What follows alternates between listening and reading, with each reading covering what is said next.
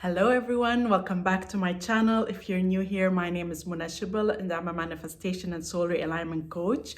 My channel is geared towards helping you become your highest potential so that you can experience the extraordinary life that is your birthright. In today's video, I'm going to be talking about what a good law of assumption teacher will never say. But before we get started, just a quick reminder that I offer both email and video coaching. If you're looking to get any support in manifesting your desires, then I'm here for you. It will be my pleasure to help you manifest anything that you want. And of course, please do not forget to subscribe to my channel and hit the bell icon in order to receive a notification anytime I upload a new video. So let's get started. So when it comes to law of assumption, any good coach will really try their best not to do certain things. And it's because it's called law of assumption. So I'll explain to you what these are. But intuitively, I want you to also understand where this comes from. A good manifestation coach will not in any shape or form place restrictions on your ability to manifest. So that's the overall theme of what a good manifestation coach does. And I always say in my videos, like, this is something you may experience. If you experience this, this is what you need to do. But I always try my best to tell you this is not necessarily what is required for you to manifest. You don't have to manifest bad things in order to get what you want. But if you, for some reason, manifest the exact opposite as soon as you start manifesting, then this could be for XYZ reason. So it's very critical that a good manifestation coach does not tell you that, well, you're going to probably experience this. You may experience this.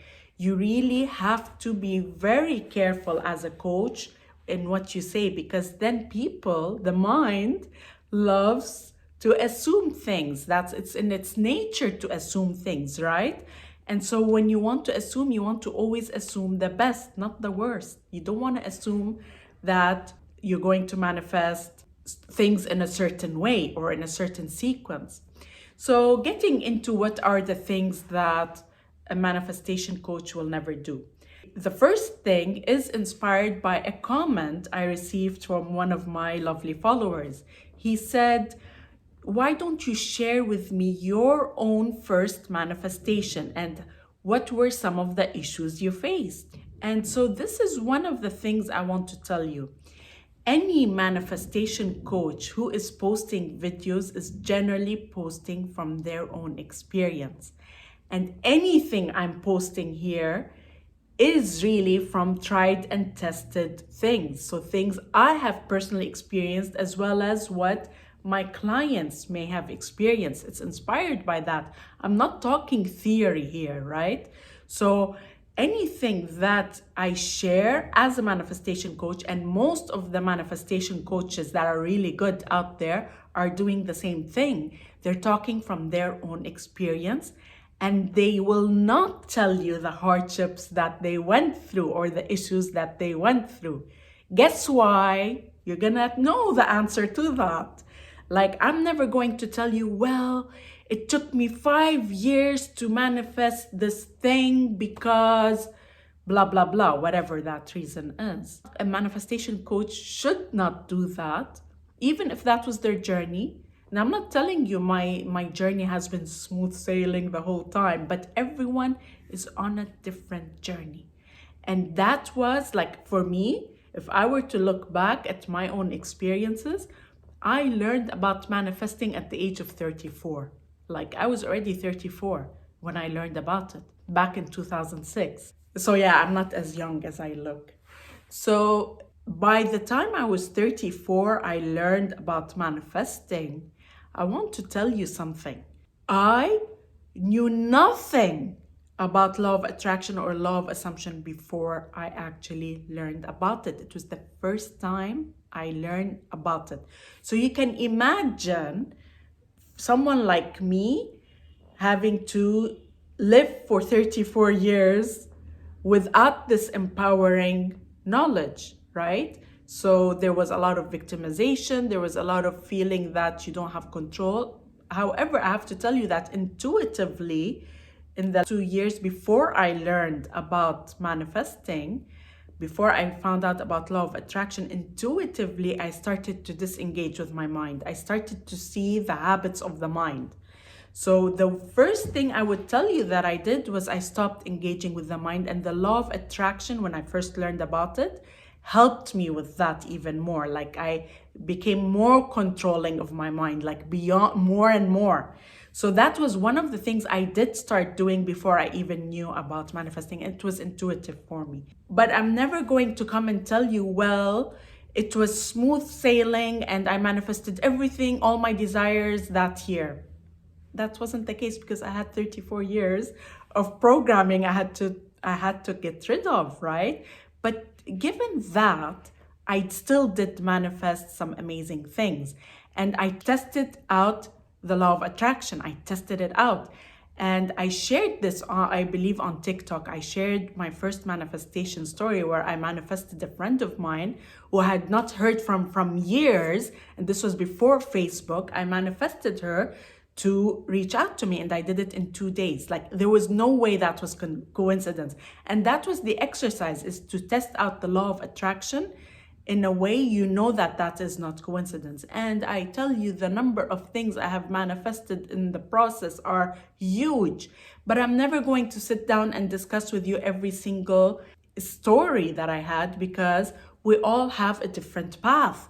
And someone might manifest something super quickly just like that, and someone else may have more programming around that, and they will have to unlearn that. That's it. That's all that there is to it. So a very good manifestation coach, the first thing, will not talk to you about the hardships of their own manifesting, because ultimately, if they were to do that, and you're looking at that manifestation coach and thinking, well, they're a manifestation coach, if they had that hardship, guess what? I'm gonna have that hardship. So not helpful.